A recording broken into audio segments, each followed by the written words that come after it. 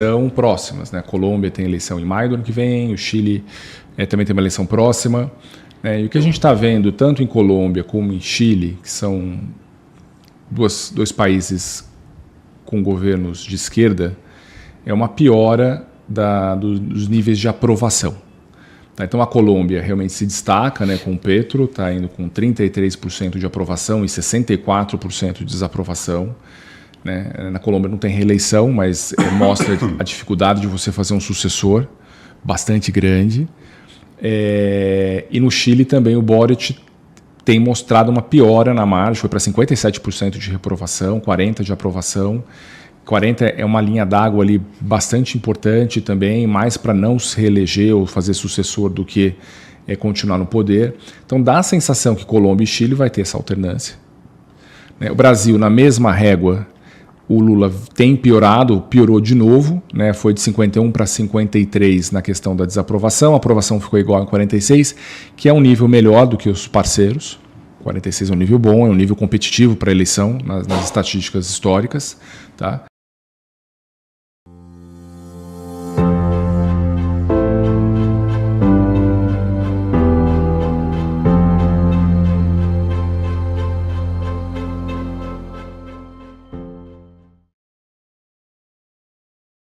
Se a gente voltar 6 meses, mais ou menos, né, acho que aqui no overview a gente falou que era difícil ficar otimista com o Brasil, né, no curto prazo, porque parecia que as coisas tinham que piorar antes de melhorar. Né? Então a gente estava aumentando os juros meio que no escuro, né, a expectativa de inflação não parava de subir. Então eu falei, quando é que isso aqui vai virar? E como que isso vai virar? Parecia que só podia virar se a gente tivesse uma desaceleração econômica brutal.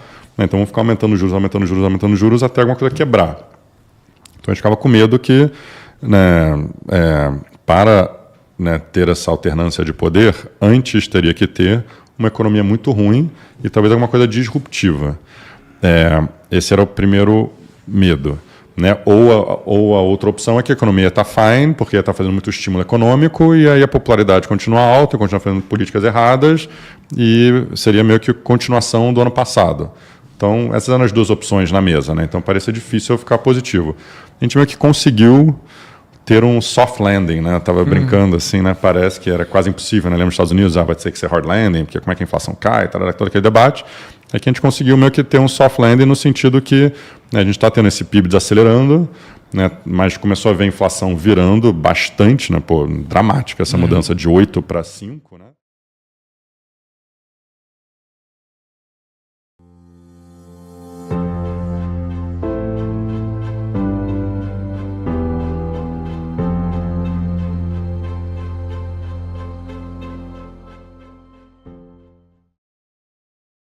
Pegando aqui o gancho nessa trindade impossível aqui na direita, né? Acho que esse que é a gente tentou botar numa imagem qual que é o problema, ao nosso ver, aqui das negociações, né? Um dia o Trump está falando que legal, a gente vai arrecadar muito, outro dia ele está falando, putz, é muito injusto que a Europa tem essas barreiras não tarifárias, ou que a China é fechada para os nossos produtos. Outro dia ele está falando, vamos reindustrializar os Estados Unidos e ser competitivos e fabricar iPhone aqui nos Estados Unidos. E aí quando você está sentando com a contraparte, tipo um Japão, né, nesse exemplo, que os Estados Unidos já chega e fala, o que você tem para me oferecer? E o cara fala, depende, o que você quer? Né? Você quer que eu abra o meu mercado para a agricultura americana? Você quer que eu reduza minhas tarifas sobre, né, automóvel? E aí você, né, consegue exportar mais para mim?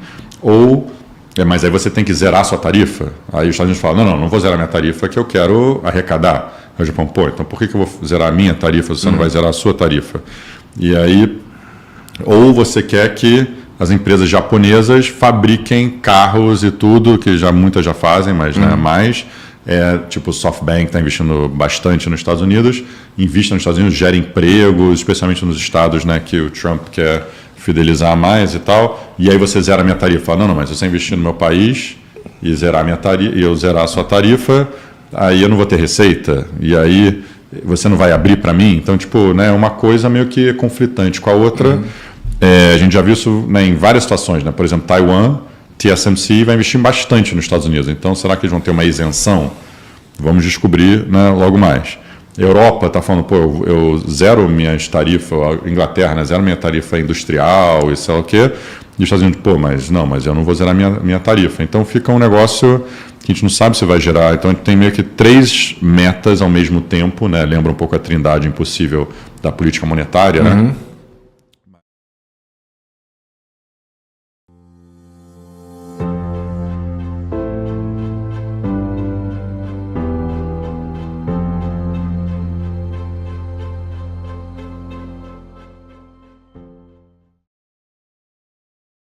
Então, né, começando aqui, né, falando aqui dos 4 anos, né, do Long Bias, que acabou de completar no final de abril, que é uma marca que a gente se orgulha muito. Eu acho que o timing foi muito bom, né, com a Asset batendo 5 bi, a estratégia do Long Bias, né, com 3,4 bi. Acho que num mercado que nesses últimos 4 anos foram muito difíceis para a indústria, né, quando a gente olha outros fundos foram lançados, assets nesse período, né, foi muito difícil, não só aqui no Brasil como lá fora, né, porque o S&P teve um ano muito difícil em 22, esse começo de ano também foi difícil.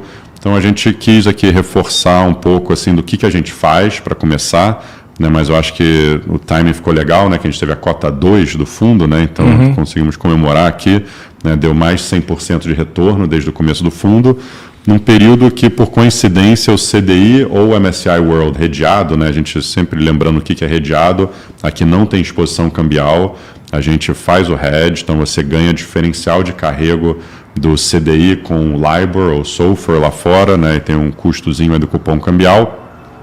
E então isso já incorpora esse carrego no MSCI World, que tem um ETF que faz isso, então a gente usa isso como referência.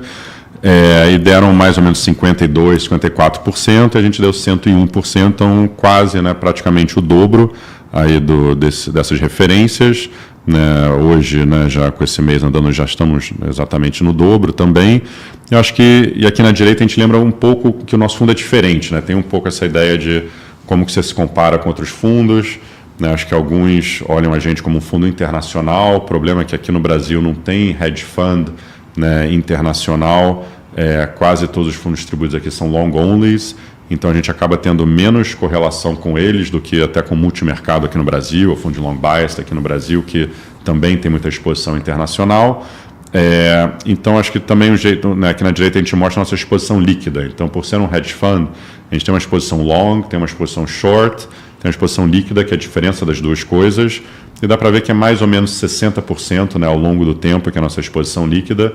Então, uma coisa que eu gosto de falar é, se a gente não tivesse adicionando nenhum valor, a gente deveria dar mais ou menos 60% da MSCI World redeado. É um jeito de pensar, né? Então, o fato que a gente deu o dobro com uma exposição líquida de 60%, né, dá pra fazer.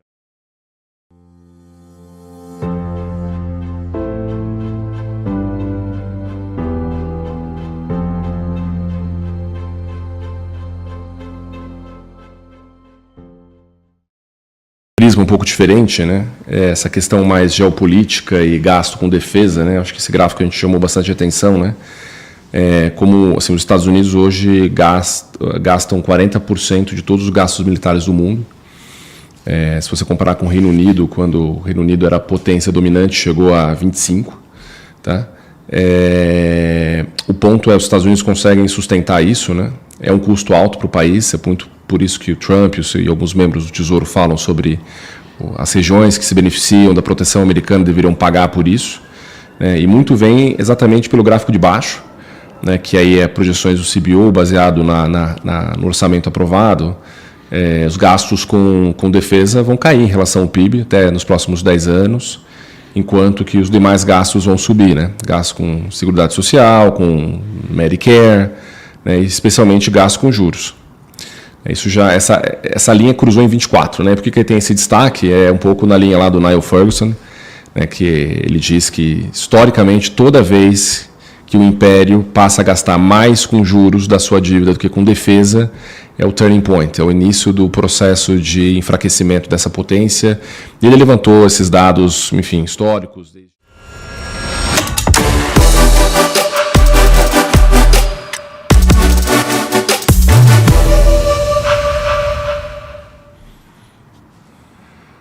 Bom dia, bem-vindos a mais um WHG Overview.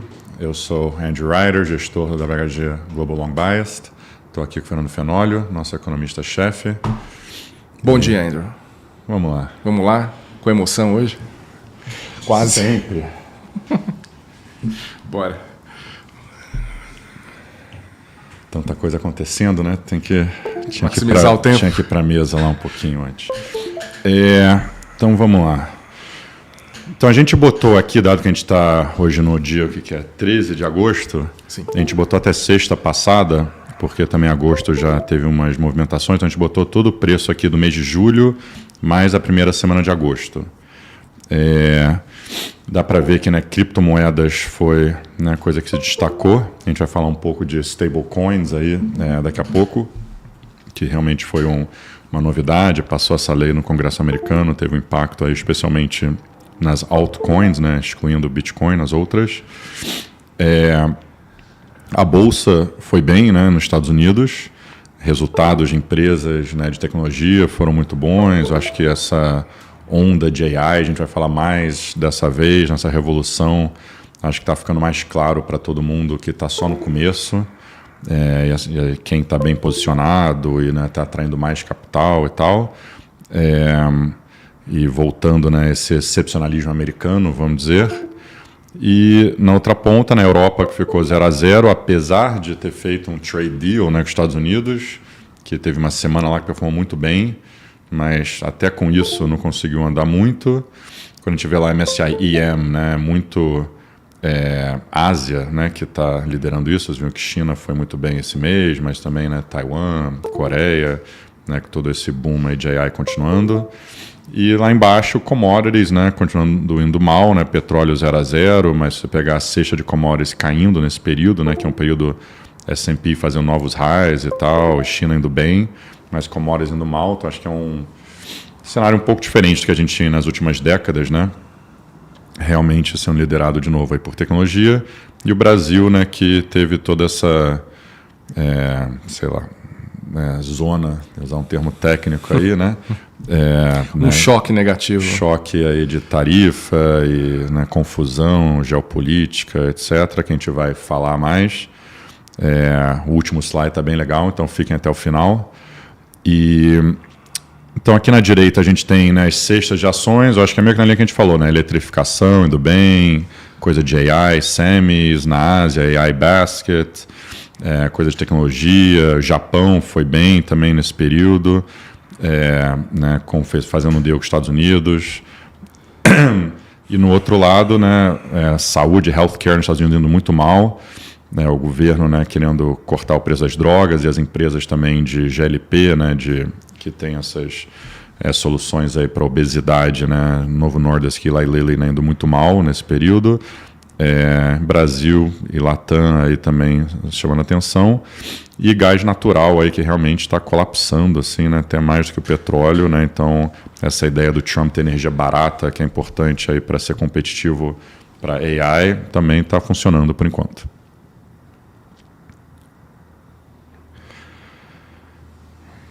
Eu acho que, né, esse pêndulo aqui, né, que a gente mostrou, acho que meio que simboliza o mercado esse ano. No começo do ano, né, até o Trump lá, foi a eleição do Trump, aqui a gente botou fevereiro, mas, né, acho que aquele período todo lá, final de janeiro, começo de fevereiro, ali acho que foi o auge do excepcionalismo americano. Né, e aí o low dos Estados Unidos, do Sell America, né, que virou um grande tema do ano, foi lá quando o Trump, né, mostrou as tarifas iniciais para os países, né, de um jeito meio, né, desorganizado. E aí o grande debate, né, todo mundo falando, o S&P já está no novo high, então será que não está oba-oba, será que não está caro, equities estão caros e tal. Quando a gente olha o posicionamento, olha o sentimento de vários jeitos diferentes, a gente tem dificuldade de ver né, que a gente já está próximo do que estava lá no começo do ano. Pelo contrário, acho que nem voltou para metade ainda. Aqui na direita a gente, né, pegou da Vanda, que é um consultor que a gente usa, né, o posicionamento nos Estados Unidos, que eles fazem um cálculo, né, baseado no... Isso aqui é o KIT Estados Unidos, né? Não, isso é só equities. Só equities Estados Unidos. Então, ROW é Rest of World, né? Estados Unidos é essa linha laranja. Dá pra ver que os Estados Unidos voltou, obviamente. Rest of World voltou ainda mais. Então, o que importa mais é essa parte que está mais clara aí atrás, que é a diferença A área continua bem negativa. A área está no pico, né, do ano. Né? Então, continua o posicionamento até mais extremo ainda que era antes. Né? Então, a gente vê notícia todo dia na Bloomberg, de gestores lá fora falando, justamente gente macro, falando, pô, os Estados Unidos está caro, tal, tarará. Então, a bolsa meio que andando apesar de tudo isso. E aqui embaixo, sim, a performance dos ativos, isso é o kit. É o kit americano, contra o resto do mundo. Contra o resto do mundo. Isso aqui é a performance, né? Então acho que foi legal. Ele pegou esses episódios, né? Que foi difícil, né? Pensar nos últimos 30 anos quais foram os episódios de Sell America. Acho que lá no comecinho da Lehman tinha muita gente que achava, né? Lembra da marolinha que não ia chegar aqui no Brasil, né? Era isso, né? Que era um negócio só do setor financeiro americano. A Europa também estava, né? Ó, a gente está muito bem e tal, né? No começo parecia que era só um negócio contido aos Estados Unidos, que não ia chegar em mercados emergentes nem na Europa, e pelo contrário, no final das contas, 2008, né, teve 2002, aí que tinha todo esse high yield nos Estados Unidos implodindo, teve 11 de setembro, tudo na mesma época, foi o low dos Estados Unidos aí também, no começo do governo Bush ali. Em 93, não sei, né, teve uma recessão aí também de real estate, né, também tinha a ver com high yield, e também foi depois da guerra do Iraque, teve um período aí que os Estados Unidos também estava mal, no final do primeiro Bush, aí começo do Clinton. Então acho que pegou esses 4 episódios onde os Estados Unidos foi mal versus o resto do mundo, e até que foi parecido com esse atual, e dá para ver que voltou um pouco só, né, ainda está underperformando o resto do mundo. E a gente gostou aqui de um quote, né, numa reunião que nosso sócio teve lá em Nova York, que, né, alguém mandou lá, que era, né, alguém da Balyasny lá, um gestor da Balyasny falou, né, numa conferência, eu acho, né, que se você está apostando que o excepcionalismo americano está no final, você tem que apostar, né, que o resultado das empresas vai mudar, né? Que a gente vai mostrar depois que está pelo contrário, né? A gente só vê revisão de lucro para cima em tecnologia nos Estados Unidos e continua vendo revisão de lucro para baixo em small caps, né, em, sei lá, coisa de value, Brasil, especialmente se olhar os small caps, né, excluindo exportadores no Brasil, só tem revisão de lucro para baixo. Então, o que ele está falando assim, no final das contas, o resto do mundo é muito financials ainda, então você tem que achar que, por alguma razão, financials na Europa, mercados emergentes, vai começar a ter revisão de lucro para cima e, né, tecnologia nos Estados Unidos vai começar a ter revisão de lucro para baixo. Não vejo ninguém falando essa tese, né? Então, realmente, é meio que você deixa na cara. Assim, a pessoa, por que você está fazendo esse rotation? Me explica essa tese, né? Tem uma tese, talvez o Fed vai começar a cortar, AI é uma bolha. Dá para ter essa tese, mas não acho que é uma tese assim tão, né, consolidada. Então, né, me preocupa assim, quando os ativos e posicionamento estão tão numa ponta sem uma tese muito clara, né? Então, é isso, né, que a gente está, né, mostrando aqui. Acho que o próximo slide é um pouco complemento disso, né? Tipo, como que está a visão do mercado. E, né, teve um podcast aí do fim de semana, né, do Bill Gurley, que é um dos, né, sei lá, lendas aí de Venture Capital e, né, é próximo do governo também. E ele falou, poxa, né, vamos dizer que eu fosse um board member, né, que ele é de muita empresa de tecnologia, eu tivesse um CEO que no começo do ano tivesse essa estratégia aí, né, bem agressiva de tarifa e todas as outras coisas que ele está fazendo ao mesmo tempo, eu como board member e o board inteiro ia falar, gente, a gente está meio nervoso com essa estratégia, né, pode dar muito certo, mas pode dar muito errado, então ou você vai errar, a gente vai ter que te mandar embora, ou você vai mandar bem, a gente vai te pagar um bônus assim incrível. Ele falou, pô, não vamos fazer o mid-year review dele agora, né, que agora é Faria Lima, né, estamos na época do ano, todo mundo está fazendo mid-year review. Aí ele falou, pô, se a gente tivesse que avaliar ele agora, eu acho que ele estaria recebendo um bônus bom, né? A avaliação tem que ser boa, né? Não acho que é isso que está conversando com o que a gente pode falar de posicionamento versus o resto do mundo. Meio que nessa linha aqui na esquerda, né, um relatório que a Merrill Lynch, né, a Bank of America, manda todo mês, né, mensal. Pelo menos mensal. Qual que é o maior risco do mercado, e aí pegando os últimos 3 meses, tá mensal aí, né, junho, julho, agosto, o de agosto acabou de sair, e, né, tá caindo esse medo com trade war, tá aumentando esse medo com inflação, né, por mais que... Né, já vai cair também, né? Talvez vai cair, teve CPI ontem, mês que vem deve ser mais baixo, né, então... Né? Essa alta desordenada dos juros, né, que eu acho que aqui está falando juro longo, né, que é o medo de fiscal, etc., né, tá subindo, mas acho que é por falta de outras opções, porque na vida real a gente está vendo juros longos fechando, né, até. bolha em iEquities, eu escreveria de outro jeito, né? Mas eu acho que as MAGs, sendo perdedores de AI, para mim é o maior risco para o mercado hoje. A gente pode falar disso mais depois. E a queda do dólar, né? Que também eu acho que conversa com essa alta desordenada dos juros, né? Seria o dólar meio que, né, dando um estresse aí no mercado e tal, que por enquanto o dólar está desvalorizando bem ordenadamente, assim, né, do jeito que o Trump quer. Então, por enquanto, é até bom para o mercado, bom para a S&P, né, bom para todo mundo. Não sei, né? Você tinha até, se quiser falar um pouco mais disso, né? Você tinha feito uma lista de preocupações, na linha que a gente tinha feito no último overview. Sim. Que eu acho que conversava muito bem com essas preocupações aqui. A gente levantou 8 temas no início do ano, da administração Trump. E aí, por exemplo, tinha geopolítica, imigração, desregulamentação, cripto. Né? E se você pega qual era a preocupação do mercado na época e o que é a narrativa do mercado hoje, praticamente em todas elas é melhor. Né? Talvez imigração seja ainda o ponto de mais dúvida. Tá? Em que medida esse negócio vai afetar a economia e trajetória de inflação, etc. Mas todos os outros aspectos são melhores. Então, eu acho que saiu mesmo esse peso de risco do mercado. E é interessante nesse mid-year review, né? Eu acho que o governo Trump me parece que pode ser classificado assim, ou baseado em 4 principais pilares. Né? Não sei se você concorda, mas eu acho que é um governo, assim, os 4 pontos principais, né? Tarifa, AI, cripto e imigração. Eu acho que esses são os 4 principais pilares desse governo. Depois a energia vem como subproduto de AI e cripto, né? Mas é onde ele está focado de verdade. Eu acho que o dólar vem junto com cripto. Eu acho que são os 4 que estão meio que, né, que são os pilares desse governo. E nesse momento eu acho que os riscos são menores mesmo, ou pelo menos os riscos não se materializaram da maneira que se imaginava. Tá? Você pensar na política fiscal, ele aprovou todo o pacote fiscal que ele desejava, né? Que muita gente achava que era impossível, no time também, que era impossível e conseguiu aprovar. Né? E também tinham aquelas medidas do Section 899, que era punir, né, por exemplo, alguns países que tinham investimento nos Estados Unidos, isso também foi derrubado, que era um risco que o mercado tinha. Então, hoje as coisas estão relativamente mais sob controle, por mais que muita gente não concorde com o que ele está fazendo. Porém, assim, a situação está muito mais, eu acho que com mais visibilidade do que se imaginava no começo do ano.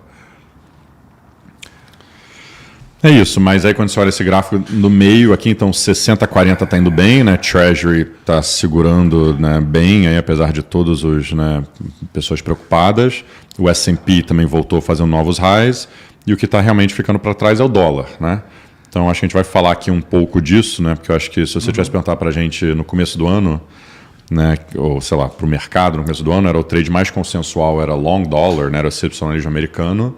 A gente está falando que esse excepcionalismo americano está voltando no pêndulo, mas o dólar está voltando muito pouco, né? Bolsa voltou, diria que o dólar está ficando para trás, né? O dólar está ficando para trás, mas eu acho que o nosso ponto é que o dólar é meio de propósito que está ficando para trás. Né? O Trump quer um dólar mais fraco, ele quer um dólar mais fraco, só ele quer de um jeito meio organizado. Né, obviamente, ele quer, o mais importante para ele é manter o dólar como moeda reserva, mas ao mesmo tempo ter um dólar mais fraco. Então é um equilíbrio meio difícil que por enquanto está funcionando bem, a gente vai falar mais disso. E aqui por último só é volatilidade, né, para todo mundo que acha, né, poxa, né, lê notícia, lê jornal todo dia, né, com essas notícias, né, para tudo quanto é lugar, né? Ontem era o Trump vai processar o Powell, né? Então se você lê isso, você fala, caramba, né, deve estar uma loucura. Pelo contrário, né, a volatilidade do mercado, tanto de equities quanto de renda fixa, está num low dos últimos 3-4 anos. Então, né, eu acho que isso é um ponto assim, muito importante. A Liberation Day subiu muito, no Silicon Valley Bank subiu muito, o Covid, obviamente, nem se fala, mas agora a gente está num nível assim, super calmo. Isso está até incomodando as pessoas, que, poxa, todo mundo tem o bear case mais queridinho deles e nada disso está fazendo preço mais. Né? Então, um pouco isso que a gente vai falar. Tá. Não, eu só vi uma notícia aqui que eu fiquei chocado agora. E daí, basicamente, saiu na CNBC que o Trump está vendo uns nomes bem alternativos assim, para a presidência do Fed. Eu falei, uau. Mas, enfim. David Zervos. Exato. Uau. Vamos pegar o gancho do dólar, né? Só fazer um primeiro parêntese, né? O dólar index aqui não é o DXY. A gente teve essa discussão ontem aqui, o que usar. DXY é basicamente contra as principais moedas G10 vai estar caindo 10% esse ano. A gente usou o Dollar Index, que leva em consideração os médios emergentes. Tá? Então considera a pauta de exportação americana, então tem renminbi, tem real, tem peso mexicano, etc. Também mostra uma queda, eu acho que é mais amplo, o economista gosta mais disso, né? Eu acho que o dólar dá para dividir em dois aspectos aqui, né? Eu acho que teve a primeira pernada de queda foi junto com os ativos, com risco de trade war, Trump muito incerto, etc. E depois ele ficou para trás, né? Eu acho que daí tem uma outra forma de explicar isso, que talvez seja mais associado à política monetária, tá? De certa forma. Eu acho que a gente tem aí uma discussão cíclica de juros, super válida, sobre o tamanho do afrouxamento monetário que vem pela frente, né, com uma inflação que está vindo melhor do que se temia, com um dado de mercado de trabalho pior do que se previa. Então o mercado já embute aí 3% de juros no final do ano que vem, que é basicamente voltar para o neutro, né, dá 130 basis points de corte. O Bessent acabou de dar uma entrevista na Bloomberg dizendo... cortes, né? Dá uns 2 esse ano, mais 3 próximo ano, mais ou menos. Se você pegar do topo do range, sim. Se você pegar do meio, né, mas enfim... O Bessent falou mais 175 bases, que seria até um pouco abaixo de 3. Então tem essa discussão, e daí, naturalmente, se o Fed entrega esses cortes, o carry da moeda cai, então a atratividade diminui um pouco mesmo. Então acho que esse é um fator por trás de um enfraquecimento do dólar. Agora, tem um aspecto mais estrutural, que é a troca de comando do Fed, que a gente já vive isso, né? E tem toda essa discussão, como que ele vai se formar, né? Tem nomes sendo ventilados aí bastante assim, diferentes, como a gente acabou de falar. Ou tem o Stephen Miran, que vai fazer parte do Fed nas próximas 3 ou 4 reuniões, que é um economista muito alinhado com o Trump, né? Que escreveu vários textos sobre dólar fraco e a necessidade de ter dólar fraco, né? E vai fazer parte. Eu não duvido que ele vai voltar para os 50 bips de corte na próxima reunião, então vai fazer uma pressão enorme por cortes. E o mercado vai ficar com esse temor, né? Qual que vai ser a composição e o espectro hawkish dovish do próximo Fed? Deve ser mais dove mesmo, né?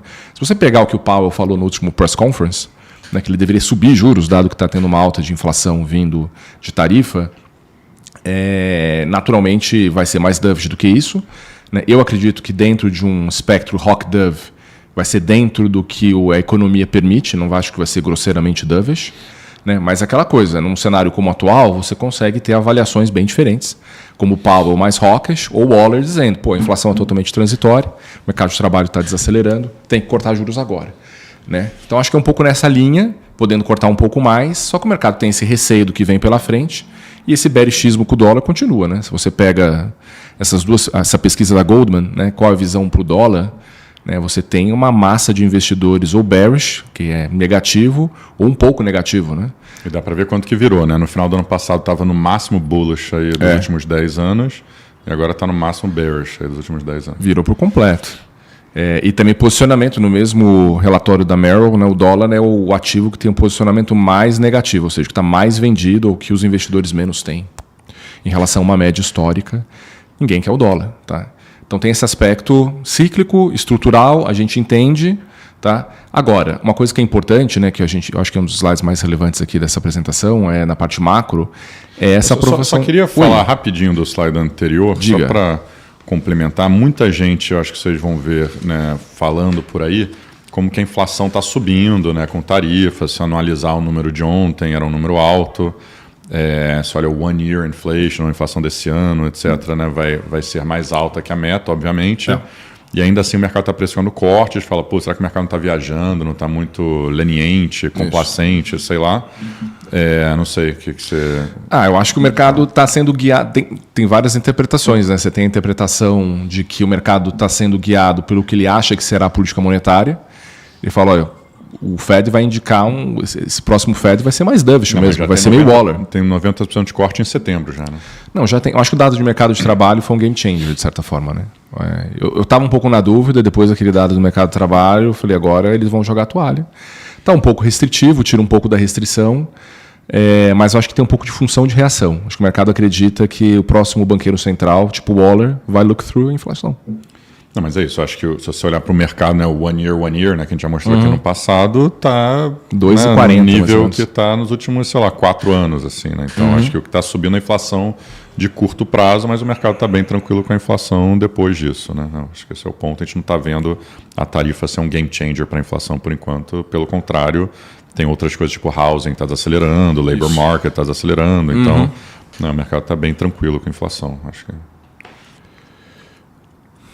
E aqui o Genius Act, né, que foi aprovado em julho, né, é super relevante essa nova legislação americana que basicamente regulamenta o mercado de stablecoins. E claro que tem um aspecto mais prático de meios de pagamento, mas também tem um aspecto, acho que geopolítico de longo prazo super relevante que é associado a preservar a hegemonia do dólar. Então, à medida que o dólar perde valor contra outras moedas, é aquela sensação que ninguém mais quer o dólar, que o dólar vai ficar fraco, que dá para diversificar contra outras moedas. E eu acredito que o governo americano tomou uma decisão para tentar impedir que isso vire um processo fora do controle dos Estados Unidos.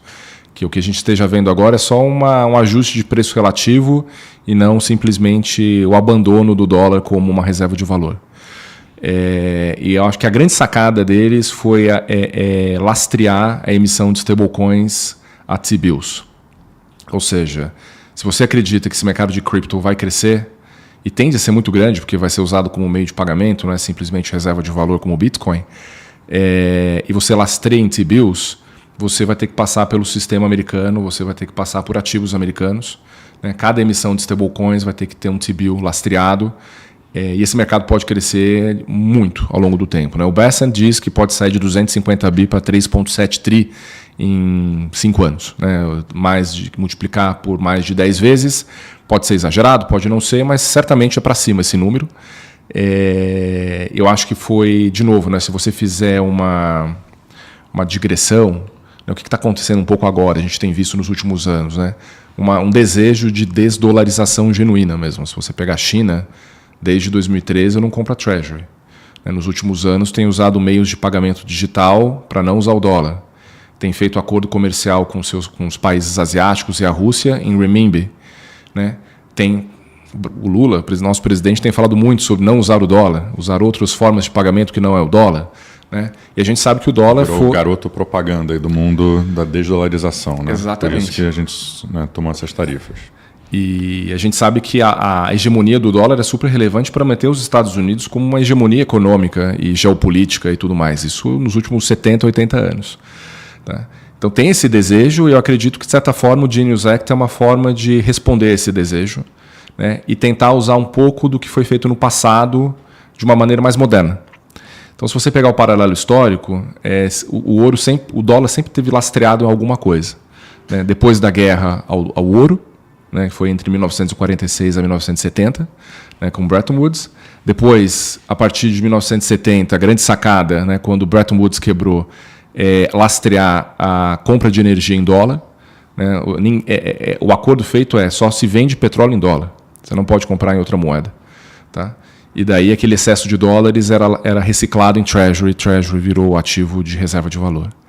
Isso durou praticamente toda a nossa vida, né? Desde os anos 70 até hoje. E talvez nesse momento a gente esteja vendo essa mudança para uma coisa mais moderna, que é o lastreamento em cripto. Tá? Então, se você quiser ter cripto, você vai ter que ter, de certa forma, dólares. E daí você lastreia isso e você mantém a importância do dólar ao longo do tempo. Então, acho que essa é a grande sacada. Esse gráfico da direita são os detentores de Treasury no mundo. A gente está sempre acostumado a ver o Japão, a China lá na frente, com mais de 1 trilhão de Treasuries na carteira. E daí você lá embaixo tem a Tether e Circle, né, que são duas stablecoins, que hoje tem aproximadamente 150 bi em Treasury. E como elas vão ter que lastrear toda a sua emissão de stablecoins em Treasury, o volume que elas vão carregar de Treasury pode ser muito, muito mais alto. Elas podem ser os maiores detentores de Treasury no mundo daqui a 5 anos. Não duvido que isso aconteça. Tá? E é isso que vai dar sustentabilidade, ou pelo menos um comprador marginal para a dívida americana de curto prazo. Tá? Por isso a importância também de um Fed um pouco mais dovish. Embaixo também tem o market cap de crypto, né, que ainda é pequeno. Né? Se você somar com Bitcoin, dá em torno de 2 tri. Se o Bessent tiver certo, isso vai para 6. E daí, naturalmente, o market cap de Bitcoin vai subir também, e dado que a oferta é restrita, naturalmente isso vai ser via preço, né, e não quantidade. Então, acho que esse é o mercado, então é uma coisa importante para o dólar, é um tema importante para cripto, em geral, né, e também tem a parte aí do dia a dia, né, como sistema de pagamento instantâneo, né, vai ser o Pix americano, vai ser via cripto, tá? vai ter essa demanda cativa por T-bill, super importante para financiar a dívida americana, né? Vai expandir o dólar como moeda via crypto. Tem aspectos sobre, enfim, sistemas de pagamento, cartão de crédito, etc., que daí, se você quiser complementar essa visão, mas eu acho que o Genius Act tem uma implicação muito maior, muito mais profunda do que simplesmente um incentivo a stablecoins. Acho que o ponto principal é esse, né? Foi a estratégia do Trump, né? Eu diria, você falou, né, quais são as prioridades do Trump, eu diria que tem duas prioridades meio... Quando a gente pensa em geopolítica, nessa corrida global, essa nova Guerra Fria, eu acho que tem um lado essa corrida de AI, que a gente vai falar daqui a pouco, e de outro lado é manter a hegemonia do dólar. Né? E a China, obviamente, é o inimigo número 1 nessas duas frentes. Né? Tem vários papers, a gente mostrou da última vez isso, em algum lugar, né? Vários quotes de chineses. Sim, ao longo do tempo. A gente não mostrou, mas tinha um paper legal que a gente deveria até aproveitar, talvez numa próxima. Né, dos chineses ao longo do tempo falando de desdolarização, etc, etc. Acharam um garoto propaganda aí para falar, né, a mensagem do Xi aí, né, espalhar pelo mundo essa mensagem. E eu acho que para o brasileiro, né, que não está entendendo de onde é que veio toda essa animosidade com o Brasil, a gente está, né, nesse lado aqui, né, da Guerra Fria, trabalhando contra o dólar. Né? Eu acho que é um assunto, né, a gente vê quanto está polarizado o mundo, né, e os Estados Unidos também. E os democratas votaram a favor desse Genius Act, né? Então, e dos outros bills, né, periferais a isso. Clarity Act. Clarity Act e tal. Então, porque é um negócio de, né, segurança nacional.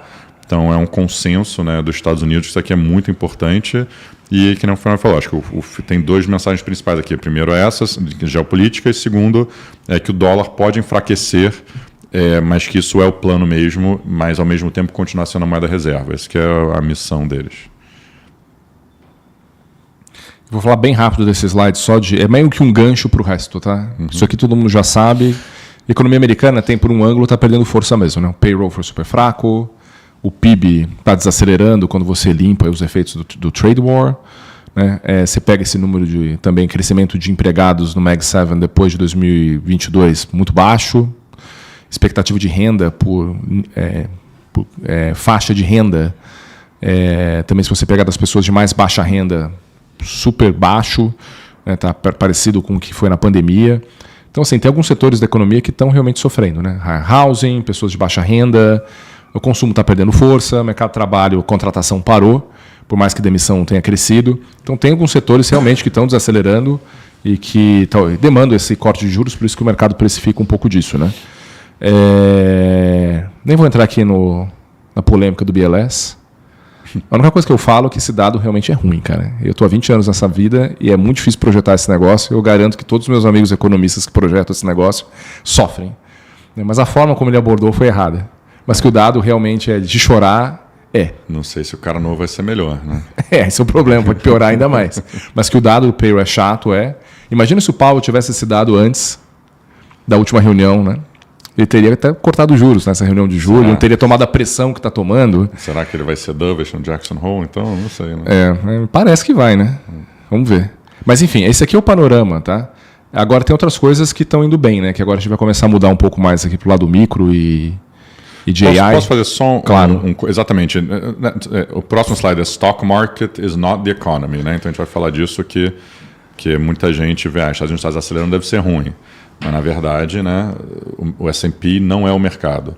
Mas antes de entrar nesse slide, eu acho que o slide anterior tem um gráfico que também faz essa ponte, que é esse negócio das Mag 7, né, as maiores empresas dos Estados Unidos, que a gente vai mostrar que está crescendo lucro uma barbaridade, está crescendo investimento uma barbaridade, né, o preço da ação está subindo muito, mas eles não estão contratando ninguém. Né? Eu acho que esse é o ponto. Pensa o tamanho dessas empresas, quantidade de dinheiro que eles estão gastando em AI, em CAPEX, construindo data center, comprando chip da NVIDIA, né, fazendo contrato de energia, mas não estão contratando ninguém. Acho que esse é o começo dessa mudança da economia que a gente falou a última vez também. Talvez as pessoas esqueçam, mas em 2020, pensa quanta gente a Amazon estava contratando ali, né, para ter same-day delivery, né, para ganhar market share, né, da economia velha.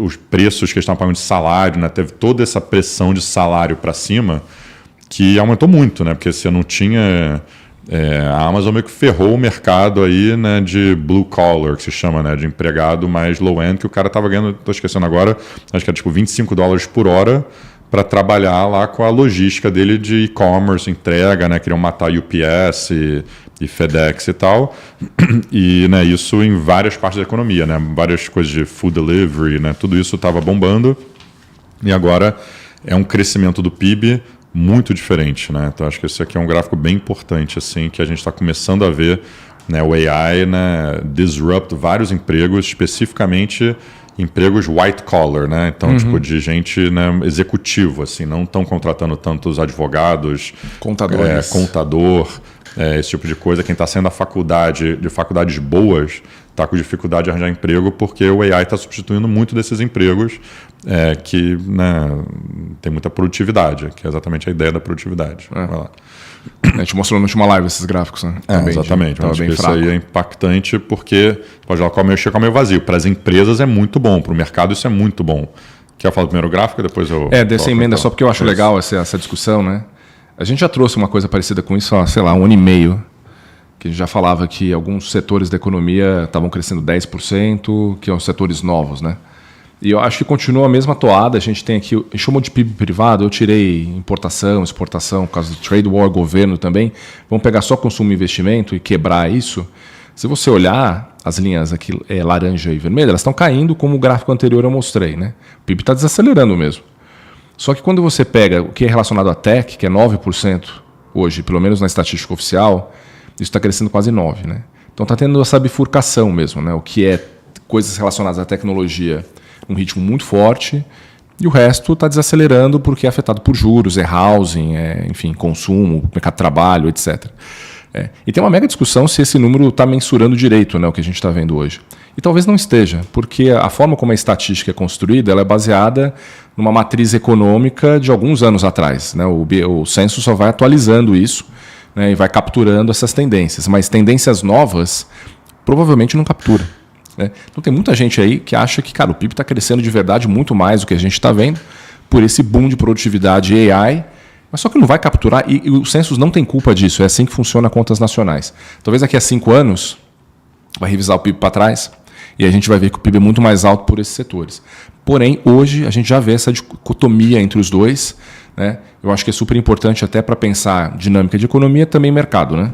Que está um pouco na tabela abaixo, né? Essa decomposição dos setores, né? O que é PIB e o que é lucro do S&P, né? Que é super interessante também, se você quiser comentar isso. Isso aqui embaixo me lembra, né, as pessoas que falam high yield está atraente, o S&P está caro, né? Ou vice-versa. Né, que antigamente eram coisas parecidas, a economia era mais parecida com a bolsa, e hoje em dia não tem nenhum overlap quando você olha high yield com o S&P. A mesma coisa quando você olha o PIB, aqui o breakdown do PIB, né, gigante em real estate, construção, né, esse tipo de coisa que para o lucro do S&P é muito baixo, pequeno. Né?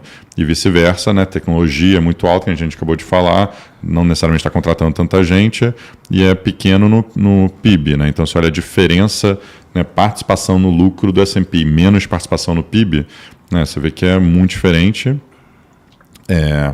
Aqui na direita a gente vê a margem líquida, né, que realmente, se você olha o S&P 600, que é small caps, ou o S&P Equal Weight, está parado, né, desde o pós-Covid, aí nos últimos 4 anos, sei lá, né, e a revisão de lucro está até caindo. O Equal Weight aqui não dá para ver porque, né, a escala, né, ele foi de, sei lá, 11% para 9%, mais ou menos, aí nos últimos 3 anos. Está caindo a margem. Então, tudo que todo mundo falava, nossa, a economia vai desacelerar, né, está tendo inflação, as empresas vão sofrer.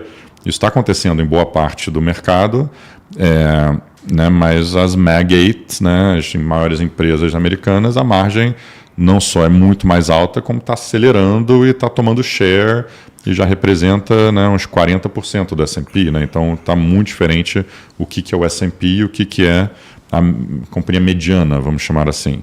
Quando você olha a revisão de lucro para o ano de 2005, né, qual que é o EPS 2005 por bolsa... 2025, desculpa. Qual que é o IPS de 2025 desde o começo de 24. Então, pensa que no começo de 24 você já estava projetando, né, o mercado já projetava qual que era o IPS, né, de cada índice. O Nasdaq está até um pouquinho melhor do que estava naquele período, é meio natural, ter revisão para baixo, né? As pessoas são muito otimistas, então sempre tem uma revisãozinha para baixo. O S&P está meio 0 a 0.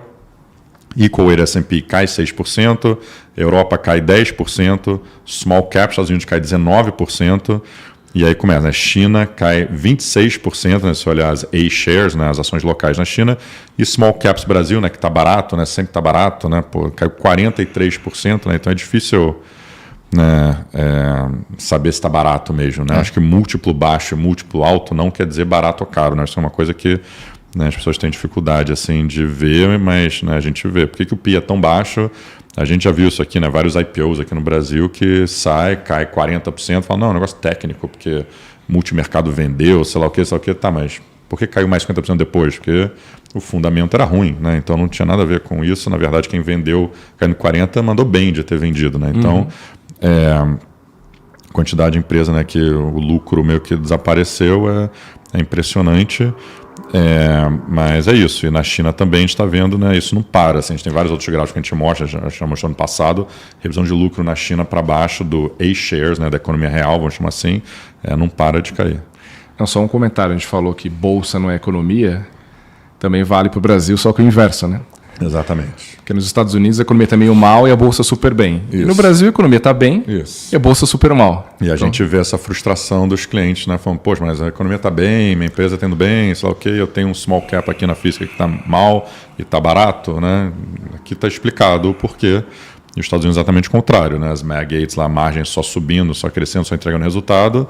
Então, no final, estava super barato, né? Se fizer a conta, a gente já mostrou aqui no passado, Nvidia, depois de ter subido 100% depois do ChatGPT no começo, parecia que estava caro. Você vai olhar para trás, estava pagando, sei lá, 8 vezes PI na época, entendeu? Enquanto essas empresas small caps, que parecia que era 8 vezes PI, na verdade, você estava pagando 100 vezes PI, entendeu? Acho que esse que é o problema. Mas é isso. E aqui eu acho que só mantendo esse tema de bifurcação, né, que a gente falou um pouco, mas acho que de novo é meio que uma ponte para o ponto principal que a gente vai querer falar de AI. Mas essa bifurcação continua, só está acelerando. A gente ficou na dúvida se trazia revisão de lucro ou performance. Para ficar maçã com maçã, trouxe a performance, mas isso aqui é idêntico se você olhar a revisão de lucro. Você pegar uma cesta de ações de semicondutores de AI, está subindo 300% desde o ChatGPT, basicamente. Você pegar uma ações de semicondutor da Goldman, que é analog, né, que é o tradicional semicondutor, que entra em carro, né, e coisa assim, está meio de lado faz 2 anos e meio. Se você olhar, né, semicondutor também está tendo uma boca de jacaré contra software. Não, acho que até esse basket aqui não está dando jus a software, porque tem 3 empresas de software que estão indo muito bem, mas dependendo da cesta de ações que você pegar, a gente pode até pegar outra depois para mostrar melhor, está caindo bem. Assim, as empresas estão muito mal de software, essa boca de jacaré, né, é um dos grandes temas do mercado agora, e que não para também. Né? Software parecia que estava barato, é um business bom, mas, né, com essas evoluções aí de AI, você já está começando a pedir para o modelo de AI, né, fazer um programa de software para você que já faz rapidamente. Acho que foi no anúncio do ChatGPT semana passada, eles mostraram, né, se você quiser ensinar a sua namorada a aprender francês, que o cara era francês. Substitui o Duolingo. E aí ele fez assim, em 30 segundos, um modelinho para ela que ela podia aprender a palavra em francês. Fala, caramba, né? Então tem coisas assim infinitas. Né, empresas vão poder fazer o próprio software muito fácil, porque você vai ficar contratando Salesforce.com, etc, etc. Então, esse que é o grande risco aqui para o mercado. Em industrials também a mesma coisa, a gente vê a atividade meio mal, né? Se você é uma empresa de transporte, uma empresa que depende de ordens mais short cycle, né, da economia, você está meio de lado caindo, na verdade, esse ano, mas se você é uma empresa que tem a ver com AI Power, né, com Aerospace, está indo muito bem. Então, no agregado, o setor de industrials é o melhor do ano, que surpreende todo mundo. Como assim? Né? Então, isso aqui, para mim, é o exemplo, né, dessa bifurcação, porque o setor é o melhor do ano, mas, né, a atividade está meio mal. Se você conversa com uma empresa de industrials que você pensaria aqui no Brasil, né, de trucking, de frete, de coisa de manufatura tradicional, está indo mal, na verdade, né? Mas as outras coisas estão explodindo. E aí, também olhando na Europa, né, normalmente quando você pensa em Europa, o que é empresa de qualidade na Europa, né? Louis Vuitton, esse tipo de coisa, está indo mal, né? As empresas estão caindo e não param de cair.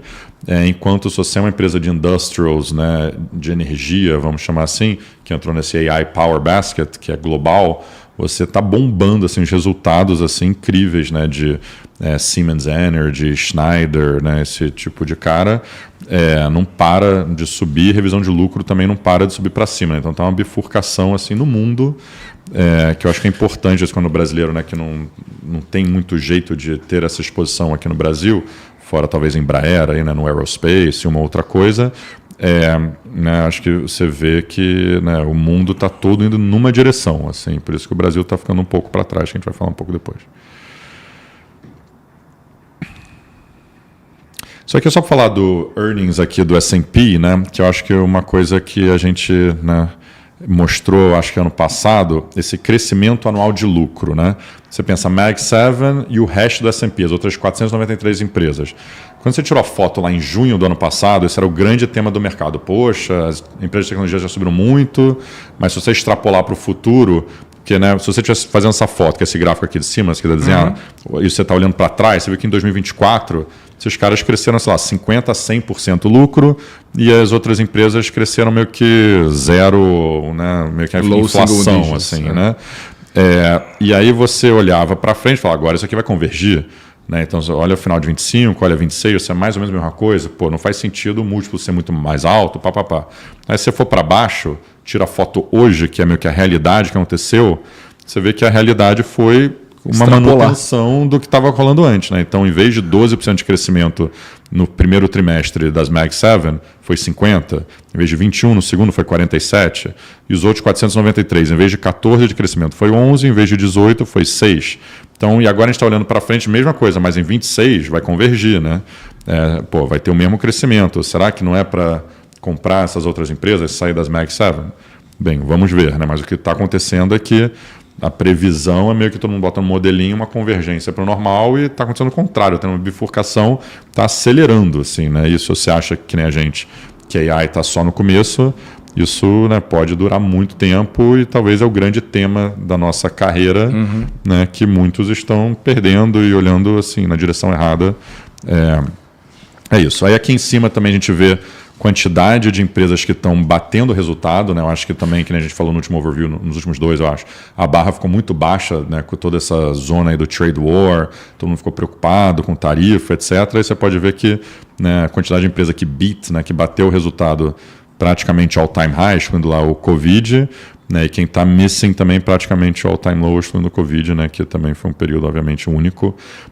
E aqui na direita você pode ver, né, que o histórico é você ter uma revisão para baixo do S&P, que é essa linha cinza, e que se você excluir as Mag 7 e tecnologia, realmente está tendo uma revisão para baixo do lucro desde o começo do ano, mas as Mag 7 continuam tendo uma tendência para cima. Então essa é a grande bifurcação. E aqui embaixo, só rapidinho essa tabela, basicamente, né, quase todo mundo já reportou. Se você for ver quem que está batendo o resultado, né, tecnologia, quase 100% das pessoas, né, das empresas batendo aí resultado. Aí você vai descendo, né, tipo utilities, materials, né, esses caras assim, real estate, eles que estão, né, surpreendendo para baixo. E mesma coisa você olha a receita, né, porque não é só buyback, não é só, né, esse tipo de coisa, mas a receita está crescendo mais mesmo, que eu acho que é uma métrica importante assim, para essas empresas. Acho que esse é o slide que eu mais gosto, né, do overview, empatado aí com o último, talvez, né, que é acho que muita gente pergunta, tá bom, AI é legal, né? Ontem eu até falei com um cliente, perguntou, tá bom, mas como é que você vai monetizar esse AI? Né? Por que as empresas estão gastando centenas e centenas de bilhões de dólares aí, construindo todos esses data centers? Qual que é esse jogo? Né? Acho que não está muito claro para muitas pessoas, especialmente aqui no Brasil, né, que a gente não está nem jogando o jogo, né? Está muito distante. E eu acho importante assim, meio que dar essa clareza aqui. Né? Então, acho que esse CEO da AMD falando que essa aqui é a tecnologia que vai ser mais transformacional da nossa vida, né? A gente ouve de vários outros executivos e pessoas na indústria falando desse tipo de coisa. A gente está numa corrida para superinteligência, ou pode chamar de AGI, ou pode chamar de ASI. Eu acho que, né, é um termo controverso, vamos chamar assim, né? O Sam Altman e também o CEO da Anthropic nas últimas semanas falam que não gostam desse termo, que esse termo, né, é meio uma coisa de marketing e tal, mas tipo, sei lá, só para organizar aqui a cabeça, eu acho que é um norte bom para ter. Mas onde que a gente está hoje? Hoje a gente está nesse modelo GI aqui na esquerda, né? Fenólia, se quiser desenhar. É uma coisa legal, tem um softwarezinho, já está gerando muita produtividade, que a gente falou, talvez umas pessoas não precisam contratar, né, bom para certas indústrias, legal. Acho que o próximo passo vai ser ter esses agentes de AI, né, que todo mundo vai ter. Começou já, né? Já começou, mas acho que, né, vai entrar mais e mais na sua vida, talvez pessoal e profissional, que vai saber tudo que você gosta e vai te acompanhar, meio que ser uma secretária, né, esse tipo de coisa para você, né, muito mais, né, iluminada, vamos chamar assim. Eu acho que o próximo passo depois é essa encarnação do AI, né, saindo de software, entrando em hardware, que eu acho que o maior símbolo disso é o humanoide, né? Que é um humanoide diferente de um robô, né? Um robô você programa ele lá numa fábrica de carro para ele pegar a porta do carro e botar no carro. Bota a porta do carro, no carro fica a mesma coisa para sempre, que já é uma evolução de produtividade legal. Só que diferente se tiver AI, se tiver um cérebro que ele pensa e se vira e fala, não, na verdade seria mais eficiente fazer assim, assim, assim, vamos reorganizar a fábrica desse jeito. E aí você, como chefe dele, você só senta lá e fala, toca aí, valeu. Não, acho que isso é uma coisa assim, totalmente diferente do que a gente está falando. Isso tem implicações também para a guerra, para, né, a fábrica, que eu falei, para, sei lá, teu dia a dia. Né, todo mundo vai ter que ter um na sua casa fazendo tudo, né? Então, acho que pode ser a maior indústria da história, o que muitos futuristas estão falando, mas também tem outros hardware que você vai usar. Obviamente, carro autônomo, né, que ele vai ter uma inteligência, drone, né, também pode ter, né, uma inteligência. Então, tem umas indústrias bem grandes assim, de hardware que vão ser relacionadas com isso. E, no final das contas, ter essa super inteligência, né? Acho que essa é a ambição, e por isso que, né, uma coisa geopolítica, se a China chegar lá nos Estados Unidos, eles podem virar superpotência. Então, quem vai chegar lá primeiro e qual empresa chega lá primeiro também, eu acho que é muito importante, que eu acho que essa parte da direita, assim, só para entender um pouco. Assim, eu acho que, se você pensar no século XX, né, quem controlava a mídia era o cara mais poderoso, né, do país, assim, né? Pensa no Brasil, a influência que a Globo tinha, esse tipo de coisa nas eleições, esse tipo de coisa, né? Nos Estados Unidos também, Rupert Murdoch, Global, né? Esses eram os caras assim super influentes. E a gente chama de top of the funnel, né? Pensa um funil, né? Se você é um consumidor ou um ser humano qualquer, né? Como é que você está absorvendo suas informações para chegar na sua conclusão no final, tanto de prioridades pessoais como para comprar uma roupa ou uma viagem ou sei lá o quê. Como é que você decide o que você vai fazer nas suas férias, como é que você decide, né, a roupa que você vai comprar, sei lá, tudo, decisão na sua vida. Então você via a televisão e vê um anúncio na televisão e fala, pô, legal, essa fralda aí parece melhor que a outra, eu vou comprar essa para o meu filho. Hoje em dia não é assim que você chega nessa conclusão, né, obviamente. Então, depois teve essa era do PC, né? A Microsoft virou a empresa mais valiosa do mundo com Windows, né? Era meio que o seu portal aí para o mundo, né, digital. Aí começou a internet, né? E teve vários searches, né? Netscape, etc, né? Que foi o maior IPO, que realmente, né, trigou toda a bolha de internet.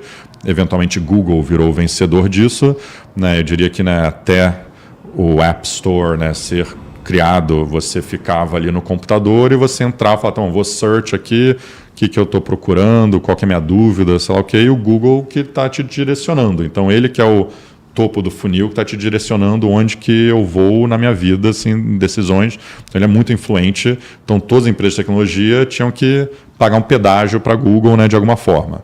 Isso mudou, né, com a Apple e tudo indo para o mobile, né, agora a sua vida é no celular. Hoje em dia, a Google paga $20 bilhões ou até mais para a Apple para ser o search do iPhone. Então, quem controla a sua experiência é a Apple, né? Você vai no App Store, você compra o seu joguinho, você pega o seu Spotify, seu Uber, sei lá o quê, todo mundo tem que pagar um pedágio para a Apple, que ela é a empresa, uma das hoje em dia, né, depende do momento, mais valiosa do mundo.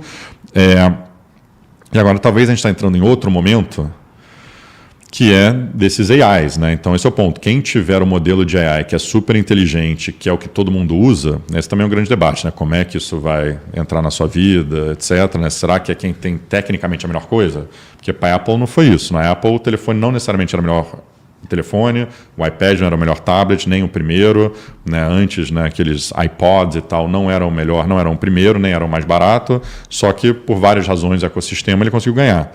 A gente acha que o OpenAI com o ChatGPT, né, já tem todos os usuários, né, tem um network effect gigante, está muito na frente. Tanto o modelo que é o melhor ou entre os melhores a gente vai falar, mas também tem um market share gigante, está muito bem posicionado. E aí veio um quote assim, incrível, né, para botar na história do CEO da Apple, que todo mundo estava já super zangado com ele, pedindo a cabeça dele.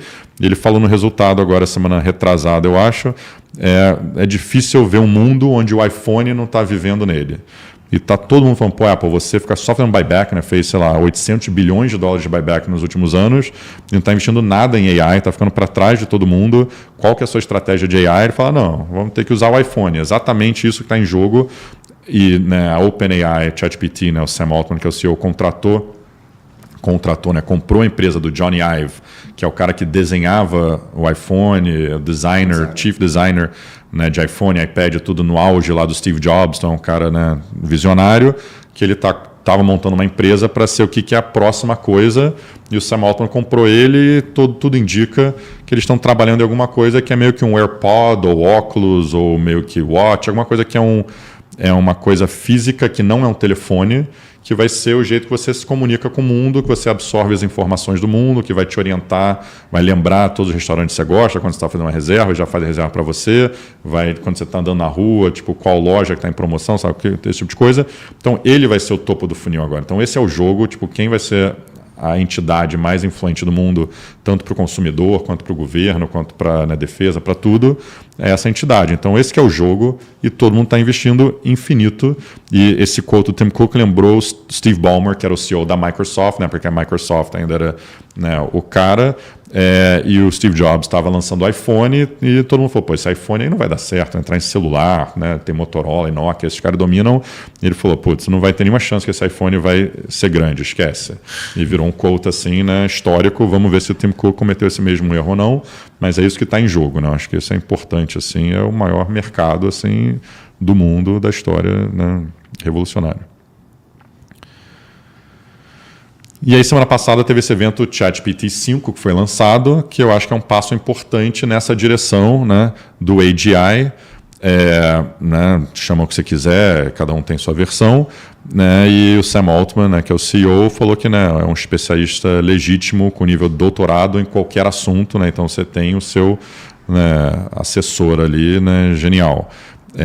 E todo mundo falou, né, foi um evento nível assim, né, quando o Steve Jobs lançava um iPhone novo, esse tipo de coisa, todo mundo estava querendo saber o que vai ser o ChatGPT 5 aí, né, e realmente quando você olha aqui a performance dele versus outros modelos da Google, DeepSeek, Anthropic, Meta, XAI, que é do Elon Musk, né, realmente na média ele continua melhor, em algumas coisas ele está meio que empatado, mas além disso, que é até mais importante, é que o market share dele é dominante, né? Então ele tem 56% de market share e os outros estão muito pequenos.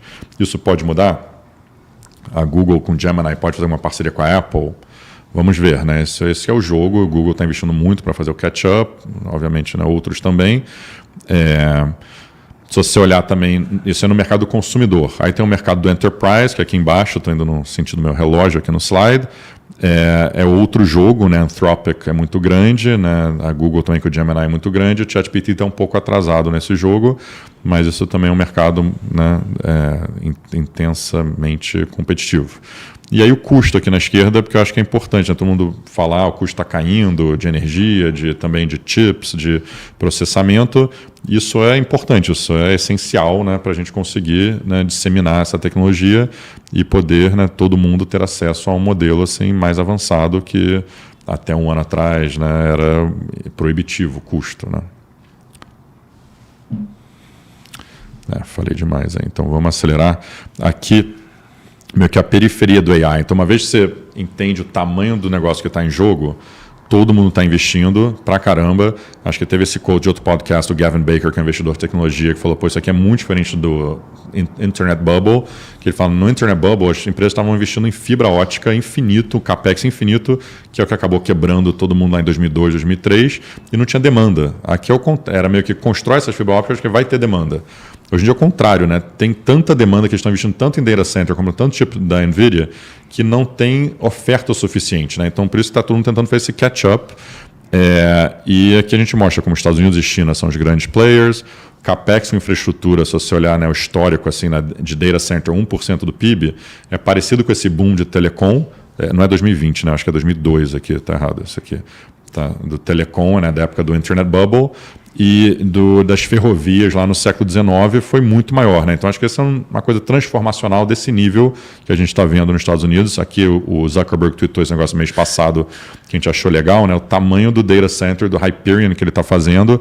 Tem outro que é até maior de Prometheus que ele também deve fazer logo mais, que ele tweeta aí, que é do tamanho de Manhattan, né? Então um negócio assim, gigantesco, é uma oportunidade, né, gigante. Aqui embaixo são as empresas de AI Power nos Estados Unidos, como que o lucro está sendo revisado para cima. Aqui também o data center, construção de data center já está passando construção de escritório nos Estados Unidos. Né, e olha aqui a boca, né, invertida de jacaré, sei lá o que você chama aqui, né, desde o ChatGPT, foi o momento que as coisas viraram. E que nem eu falei antes, né, se você é uma empresa de turbina a gás, por exemplo, que tem na Europa, tem nos Estados Unidos, tem no Japão, você está tendo umas ordens assim incríveis, né, totalmente fora do padrão histórico, e a revisão de lucro não para. Então esse aqui é o lado vencedor aqui de periferia de AI que está acelerando. O backlog de turbina a gás até 2029. Então tem encomenda que só vai ser entregue em 2029, daqui a 4 anos. Impressionante. Esse é o nível do choque de demanda nesse setor de energia. É isso aí. Agora vamos lá para o nosso 442. E eu acho que esse é o ponto. A gente gastou tanto tempo falando nisso para falar, olha o tamanho dessa oportunidade que tem no mundo. Toda ação, todo setor, toda geografia está tradando isso. Capital está sendo alocado para isso. Então, quando as pessoas me perguntam quando que o gringo vem para comprar o Brasil, o gringo está olhando esse tema. Esse é o grande tema do mundo no momento. É a coisa que está carregando o PIB americano, que está carregando o S&P, tudo. E o Brasil está ultra bem posicionado numa das melhores partes dessa cadeia, que é a energia limpa. Estava vendo nesse fim de semana até acho que era o Jensen Huang da NVIDIA falando, né, de investimentos em energia. A gente citou alguns aqui na Espanha, na Noruega. Tudo isso é energia limpa que estão montando data centers. A gente já mostrou essa tabela parecida no passado, mas acho que é bom reforçar aqui em cima do Brasil. Quando você vê, tem muito país que tem muita energia limpa, mas são países pequenos, né? Tipo a Noruega, 99% da energia deles é limpo, mas eles têm 45 gigawatts instalados, né? O Brasil é 5 vezes esse tamanho. Então, e o Brasil, 89% da energia é limpa. Muita gente fala, a França é limpa e tal, mas é muito nuclear, né? Então, limpa que não é nuclear, né? Realmente o Brasil, dos grandes, é o melhor. Assim, Canadá também é relativamente grande, Alemanha mais ou menos, né? Mas se você multiplicar essa porcentagem vezes esse número, o Brasil, né? É o líder, né? É o líder. O Brasil é o líder, a gente está no mesmo time zone dos Estados Unidos, é próximo culturalmente, não é que a gente é um país, né, completamente diferente, muçulmano, né, antagônico, historicamente, né, multinacionais aqui são gigantes, né, pensa o tamanho do mercado que é para, né, de Instagram, de WhatsApp, para AWS, né, o Brasil é muito grande para todos esses caras. E essas empresas estão investindo sem parar nisso. Então, a gente botou alguns exemplos aqui na Noruega, na Espanha. Teve essa conferência que o Trump chamou em Pensilvânia, que é onde tem muito gás natural e é próximo aí dos data centers, falar que vão investir 90 bilhões de dólares no estado da Pensilvânia. E aí ele teve esse evento de AI que falou, para a gente ser líderes em AI no mundo, que é tipo a prioridade número 1 dele, tem que ter muita energia, a gente tem que dobrar nossa capacidade de eletricidade.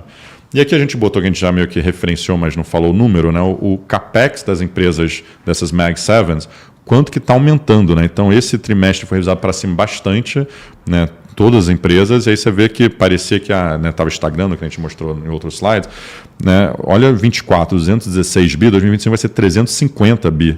Né? Então, tem até brincadeiras que no começo do ano a Microsoft falou, acho que no meio do ano a gente já vai estar chegando, estabilizando oferta e demanda, e também falou, eu acho que o CAPEX que eu tenho está ok, na época do DeepSeek, eu acho que eu consigo manter, e agora o CAPEX que ele anunciou no último resultado é muito maior que era no começo do ano. Então, essas coisas estão com problema de oferta mesmo, né? A demanda está muito, muito na frente da oferta. Então, o Gol é gigante, né? Eu acho que é do tamanho do Gol que era no boom de commodities da China, né? Quando a China estava comprando minério de ferro sem parar, soja sem parar, construindo toda a infraestrutura, housing, etc. Teve um boom no Brasil aqui, né, que durou 2002, uma década praticamente, que, né, levou o Brasil para outro patamar, resolve qualquer problema de fiscal, qualquer coisa que a gente está modelando que poderia, né, ser um problema, está aqui. Né? O Gol está na sua cara, está bem posicionado, é só você ir para esse Gol. Aí eu passo o Fenório e falo a parte triste.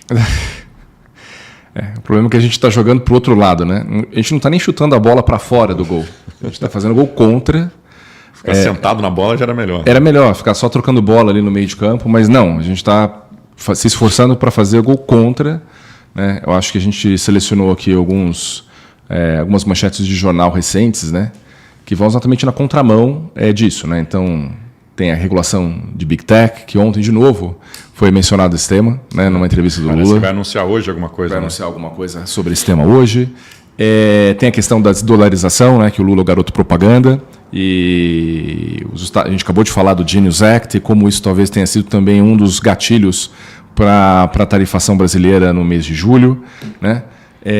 Você tem essas decisões, esse alinhamento brasileiro com uma geopolítica rival americana, ou rival do que está acontecendo, especialmente aqui na Argentina, é um exemplo, né, contra Israel. Não, esse negócio do PIX também, falando que é um complô das empresas multinacionais de pagamentos americanas e que a gente tem que se aproximar mais dos pagamentos chineses, esse tipo de coisa também não contribui. Tem essa emblemática foto do nosso vice-presidente, né?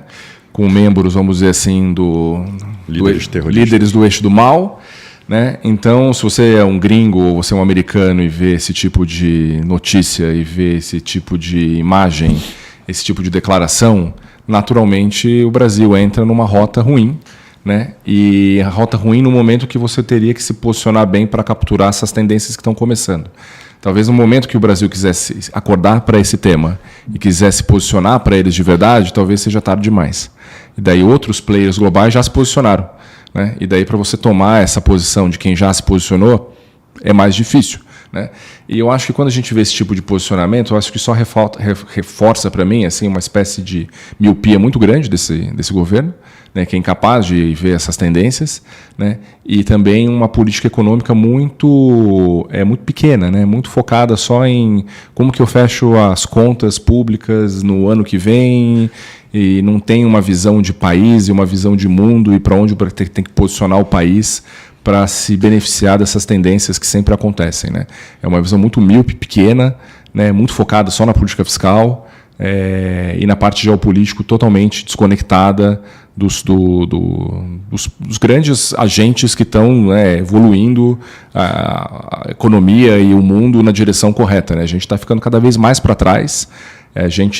O Brasil tem essa característica, né? Em várias revoluções nós sempre fomos os mais atrasados, né? Desde lá do século XVIII, com universidade, fim da escravidão. Você pode enumerar várias ao longo da história. O Brasil sempre foi o último. E parece que a gente está indo de novo nessa direção, e essa eu acho que é um dos motivos que a gente sempre fica a gente fica atrasado. Né?